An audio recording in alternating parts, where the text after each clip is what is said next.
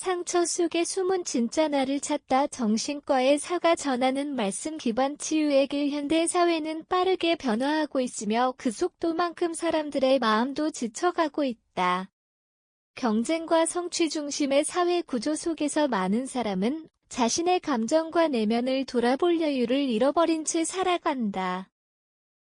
겉으로는 안정된 삶을 유지하는 것처럼 보이지만 실제로는 깊은 내면의 상처와 불안을 안고 살아가는 이들이 적지 않다.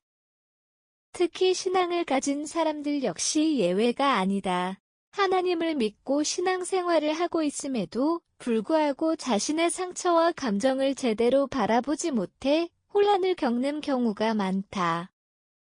이러한 현실 속에서 정신건강의 학전문의 김민철이 집필한 책 나를 돌보는 마음, 정신과의 사와 함께 말씀으로 회복하기는 현대인의 마음 문제를 신앙과 심리학의 통합적 시각으로 조명한다. 저자는 단순히 심리적인 위로를 제시하는 데서 그치지 않는다. 인간의 마음 깊숙이 자리 잡은 상처와 왜곡된 자아를 성경 말씀을 통해 치유하고 하나님이 의도하신 진짜 나를 회복하는 길을 안내한다. 이 책은 단순한 자기계발서가 아니다. 오히려 자기중심적 성공을 강조하는 기존 자기계발서와는 다른 방향을 제시한다. 저자는 인간의 회복이 궁극적으로 하나님 앞에 서는 삶으로 이어져야 한다고 강조한다. 즉 자신을 돌보는 과정은 단지 개인의 행복을 위한 것이 아니라 하나님이 창조하신 본래의 모습을 회복하기 위한 여정이라는 것이다. 김민철 저자는 오랜 임상 경험을 바탕으로 사람들의 마음 속에 자리한 다양한 상처와 심리적 갈등을 관찰해왔다. 그의 진료실을 찾는 많은 사람들은 외부 환경보다 내면의 문제로 더 큰 고통을 겪고 있었다. 그들은 자신의 감정을 이해하지 못하거나 왜 그런 감정을 느끼는지 알지 못한 채 괴로워했다. 저자는 이러한 문제의 중요한 원인으로 무의식을 언급한다. 인간의 삶을 움직이는 많은 행동과 감정이 의식적인 선택이 아니라 무의식의 영향을 받는다는 것이다.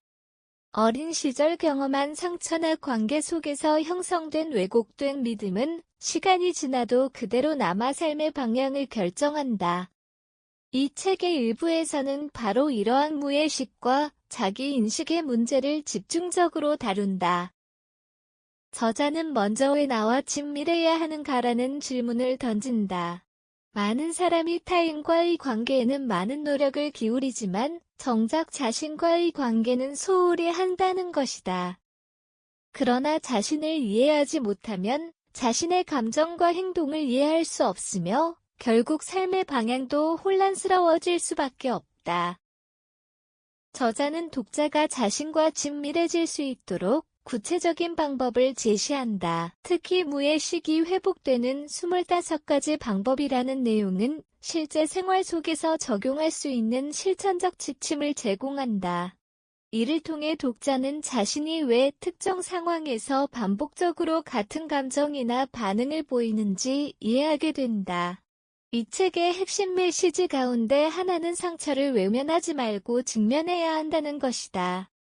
많은 사람은 상처를 기억하지 않으려고 하거나 억누르려 한다.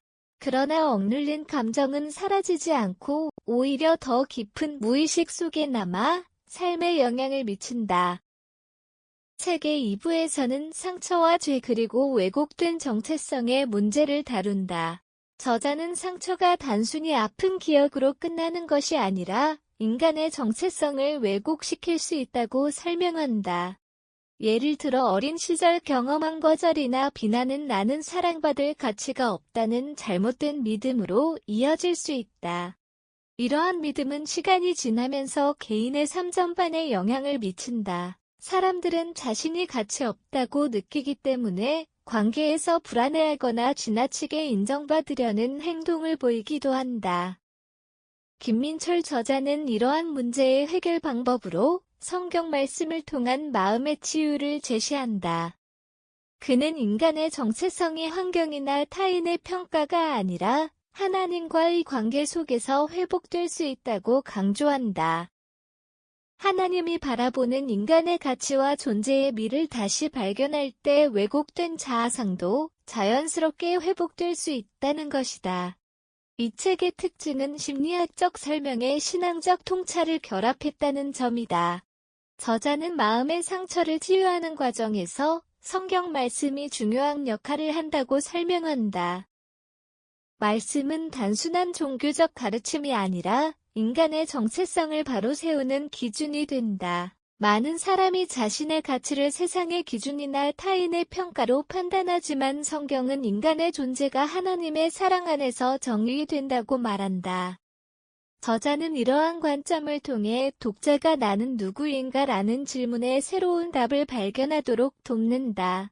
이는 단순한 심리적 위로가 아니라 삶의 방향을 바꾸는 근본적인 변화로 이어질 수 있다. 특히 책에서는 실제 임상 사례와 저자의 개인 경험이 함께 소개되어 독자의 공감을 이끌어낸다. 이 과정에서 독자는 자신의 삶을 돌아보며 마음 깊은 곳에 숨겨져 있던 감정을 발견하게 된다. 이 책의 마지막 부분은 개인의 회복을 넘어 공동체 안에서 이루어지는 치유를 이야기한다. 저자는 인간이 혼자 살아가는 존재가 아니며 관계 속에서 성장하고 변화한다고 강조한다. 상처는 대부분 관계 속에서 발생하지만 동시에 관계 속에서 치유되기도 한다. 가족, 교회, 공동체, 친구와의 관계는 서로에게 치유적인 존재가 될 수 있다. 특히 저자는 공동체 안에서 서로를 이해하고 돕는 과정이 중요하다고 강조한다. 자신이 회복된 경험을 통해 다른 사람의 상처를 이해하게 되고 그 과정에서 공동체 전체가 건강해질 수 있다는 것이다.